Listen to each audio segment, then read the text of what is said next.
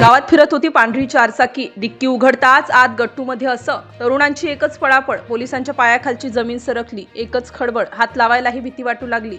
परभणी जिल्ह्यातील एका शांत भागात त्या रात्री सगळं काही नेहमीसारखं सुरू होतं. गावातील शांत रस्ते होते. लोक आपापल्या घरात होते आणि पहाटेची वेळ हळूहळू जवळ येत होती. पण त्या शांततेत अचानक एक पांढरी चारचाकी भरधाव वेगाने गावात शिरली आणि काही जणांच्या नजरेत ती गाडी भरली. सुरुवातीला कुणालाच काही संशय आला नाही. एखादी गाडी गावातून जातेच असं समजून लोकांनी दुर्लक्ष केलं. पण ती गाडी गावाच्या एका टोकापासून तर दुसऱ्या टोकापर्यंत वारंवार फिरताना दिसून आली. आणि तेव्हा काही तरुणांच्या मनात हा प्रश्न निर्माण झाला की गाडीचा वेग कधी कमी होत होता तर कधी अचानक वाढत होता. जणू काही गाडीतील लोक कोणाला तरी शोधत होते किंवा कोणापासून तरी पळत होते. त्या रात्रीच्या शांत वातावरणात त्या गाडीचा आवाजही लोकांना विचित्र वाटू लागला. दरम्यान काही लोक गप्पा मारत रस्त्यावर उभे होते. त्यांच्या नजरेस तीच पांढरी गाडी पुन्हा दिसली. यावेळी मात्र गाडीचा वेग खूपच जास्त होता आणि अचानक एक मोठा आवाज झाला.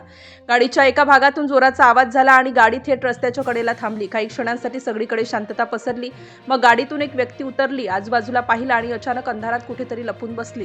हे दृश्य पाहून काही ग्रामस्थांना संशय आला. रात्रीच्या वेळी अशी घाई गडबड, गाडी अचानक थांबवणं आणि मग चालकाचं लपून बसणं, हे सगळं काहीतरी वेगळंच घडत असल्याचं संकेत देत होतं.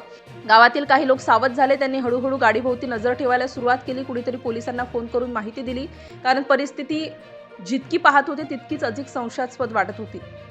थोड्याच वेळात पोलिसांची गाडी तिथे पोहोचली. त्यावेळी पहाटेची वेळ होती. वातावरणात हलकेसे धुके आणि त्या पांढऱ्या गाडीभोवती जमा झालेले लोक.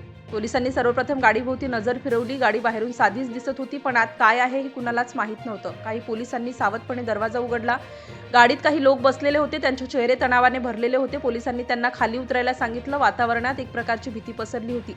ग्रामस्थ दूर उभे राहून हे सगळं पाहत होते. प्रत्येकाच्या मनात एकच प्रश्न, या गाडीत नक्की काय आहे? पोलिसांनी गाडीची तपासणी सुरू केली. सीट्स, बॅग आणि गाडीतील प्रत्येक कोपरा तपासला जात होता, पण अजूनही काही मोठं सापडलं नव्हतं.